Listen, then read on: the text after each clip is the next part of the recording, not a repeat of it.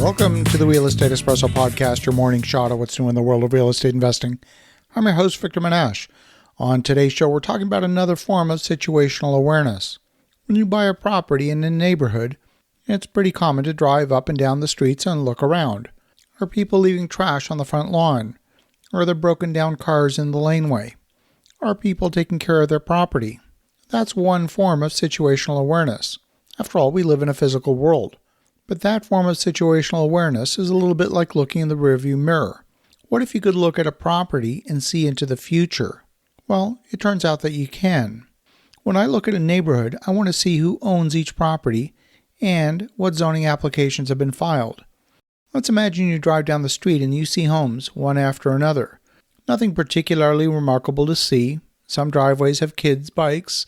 Some driveways have a basketball net. You might conclude that young families live here. But a search of title might tell you something that's not readily visible to the naked eye.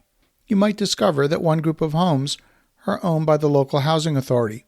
People living there are receiving some form of social assistance. Well, there's nothing wrong with that, of course, but if you were making assumptions about how property values in the area might appreciate, your assumptions might be incorrect. If you found a group of properties that were all owned by the same company, that might point to future development of those properties.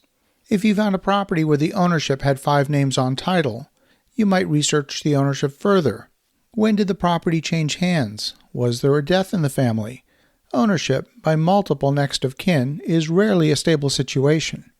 Chances are high the property could appear on the market for sale in the near future.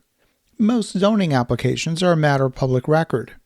Some zoning applications are minor variances and maintain the current feel of the neighborhood. Others can be major development projects. Did someone try to get a property rezoned and failed? Why was the rezoning denied? Was it the result of community opposition? Was it because the planning department refused the application? Was it refused by city council? Maybe the zoning's been approved for a major new building, but construction hasn't started yet. All of this can be found out by looking at zoning applications. When you search title, in many areas, you can find the assessed value for tax purposes for numerous properties in the area. You can look for consistency in the assessed value.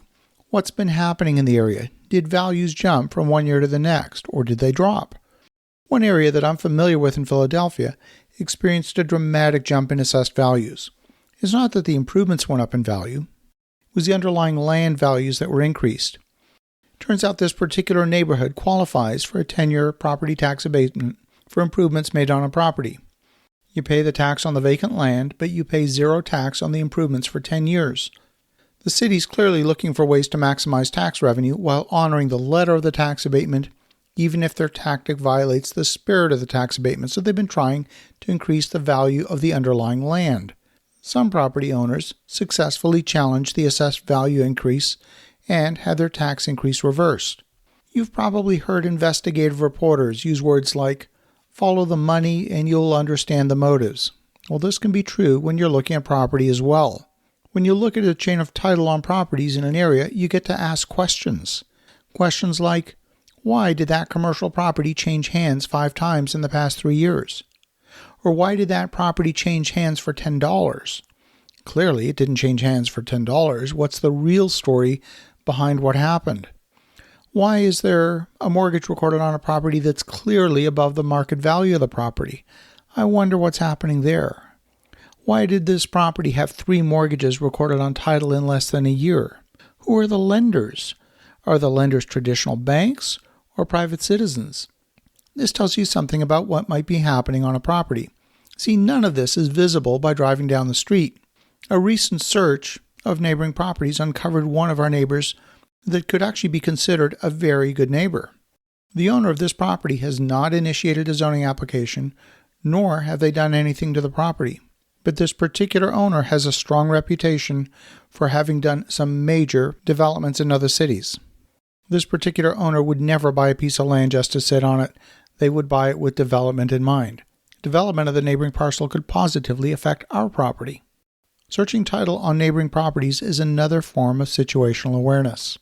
As you think about that, have an awesome rest of your day. Go make some great things happen. I'll talk to you again tomorrow.